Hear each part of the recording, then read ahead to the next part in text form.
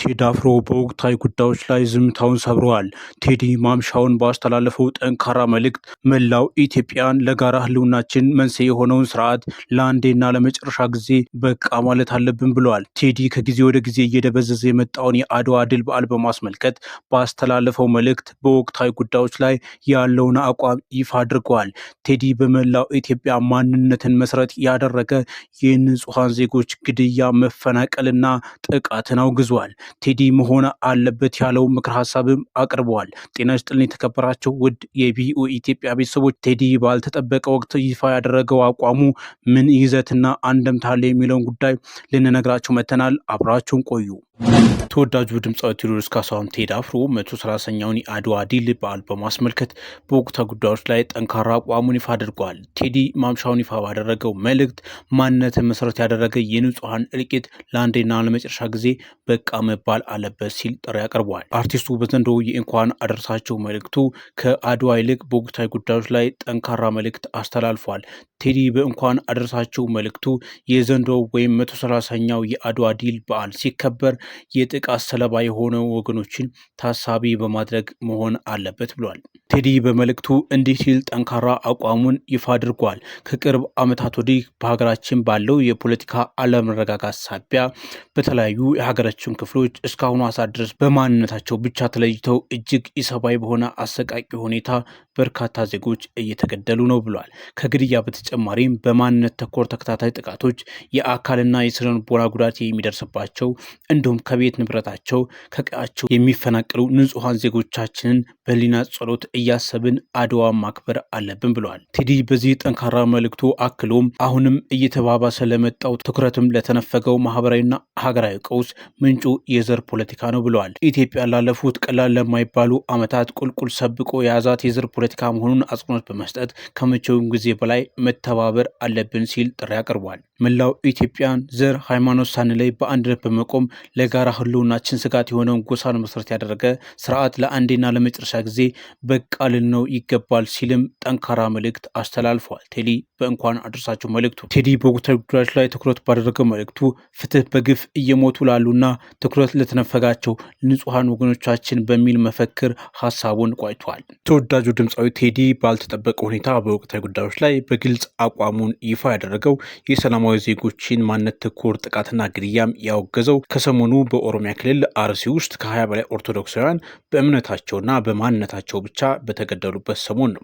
እንግዲህ አርሲ ላይ በተደጋጋሚ የኦርቶዶክሳውያን ግድያ እንደሚፈጸም ይታወቃል። እንግዲህ ቴዲ ይህንን መልእክት ባስተላለፈበት ወቅት ኢትዮጵያ በተለያዩ አካባቢዎች በእርስ በርስ ግጭትና በእርስ በርስ ጦርነት ውስጥ እያሳለፈች ትገኛለች።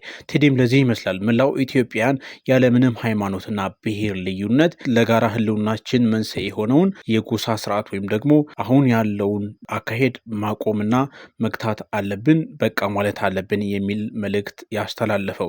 እንግዲህ ቴዲ እንደሚታወቀው ጠንካራ ይዘት ያላቸው ዘፈኖችን ወይም ደግሞ መንግስት ላይ ክሪቲክ የሚያቀርቡ ሙዚቃዎችን እንደሚያቀርብ ይታወሳል። እንግዲህ ከኢህአዴግ እስከ ብልጽግና ቴዲ በመንግስታት ላይ የሚታዩ ችግሮችን በጥበቡ ዘርፍ ነቅሶ በማውጣት የሚታወቅና ግንባር ቀደም ሰው ነው። እንግዲህ ቴዲ ከመንግስት ጋር ከመጣው ጋር ሌሎች አርቲስቶች እንደሚያደርጉት የመለጠፍ ወይም ደግሞ የማወደስም ይሁን የመንቀፍ ብዙም አባዜ የለበትም። ይልቁንም ዳር ላይ ቆሞ ነገሮችን በአግባቡ ማጤንና ልክ ነው ብሎ ካመነ የመደገፍ፣ ልክ አይደለም ብሎ ካመነ ደግሞ በአቋሙ ጸንቶ ከዜጎች ከሀገር ጎን በመሰለፍ ድምፁን የሚያሰማ ተወዳጅ ዘፋኝና አርቲስት እንደሆነ ይታወቃል። እንግዲህ ቴዲ ይህን መልእክት ማስተላለፉ በመንግስት ወገን ጥሩ ምላሽ ይኖረዋል ተብሎ ባይጠበቅም ግን እንደ አንድ ተወዳጅ እና ተሰሚነት እንዳለው አርቲስት በሀገራችን ያለውን ነባራዊ ሁኔታ ተረድቶ ድምፅ ማሰማቱ በራሱ ጥሩ የሚባል አንደምታ አለው። እንግዲህ መላው ኢትዮጵያን ቴዲ እንደሚለው መተባበር ካልተቻለ አሁን ያለው ችግር እያንዳንዳችን ቤት ይገባል።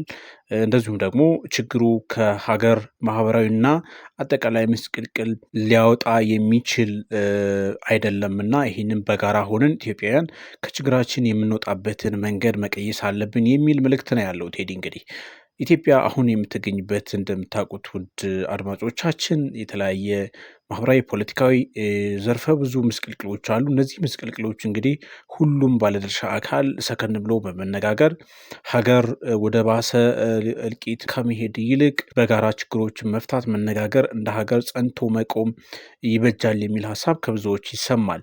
ለዚህ ደግሞ ዋናውንና ትልቁን ኃላፊነት የሚወስደው መንግስት ነው። እንግዲህ አሁን ያለው የጠቅላይ ሚኒስትር አብይ አህመድ አስተዳደር ከፍተኛ ችግር እንዳለበት የሚታዩ ነገሮች አሉ። በርካታ ሰዎችም ይህንኑ ያነሳሉ።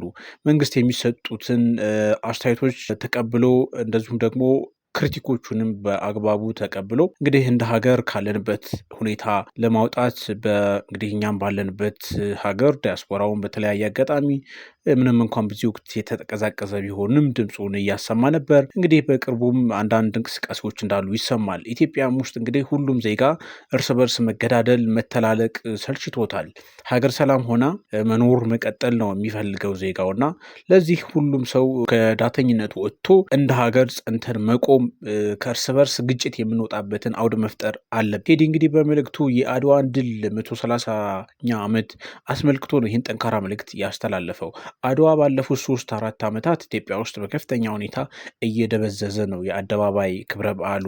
እንግዲህ ከዚያው ከኢትዮጵያ የሚወጡ መረጃዎች እንግዲህ ባለፉት ተከታታይ ዓመታት እሱን ነው የሚያመላክቱት።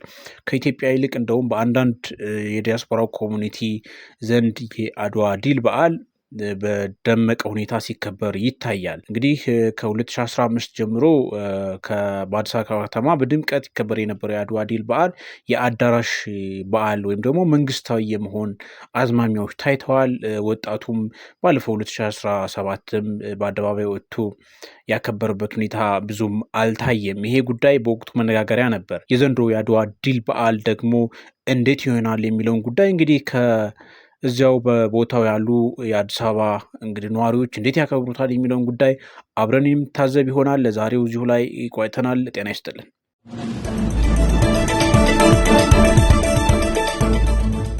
ጤና ይስጥልን። ይህ ከኢትዮጵያ እስከ ዓለም ጥግ በሕይወቱ ወሳኝ የሆኑ መረጃዎችን በየፈርጁ ቀላልና ግልጽ በሆነ አቀራረብ የሚያገኙበት ቪኦኢ ኢትዮጵያ ነው። ከሀገር ውስጥ ጉዳዮች እስከ ምስራቅ አፍሪካ ቀጠናዊና ዓለም አቀፋዊ ጂኦፖለቲካዊ ጉዳዮችን ለእናንተ ለውድ ቤተሰቦቻችን ከዜና ባሻገር በየአውዱ በተመጠኑ ደቂቃዎች እናቀርብላችኋለን። በቀጥታም ይሁን በተዘዋዋሪ በሕይወቱ ወሳኝ የሆኑ ውስብስብ ጉዳዮችን በቀላልና ማራኪ አቀራረብ ማግኘት ከፈለጉም ቻናላችንን ሰብስክራይብ፣ ላይክ እና ሸር በማድረግ ቤተሰብ ይሁኑ። ቪኦኢ ኢትዮጵያ፣ የኢትዮጵያውያን ድምፅ።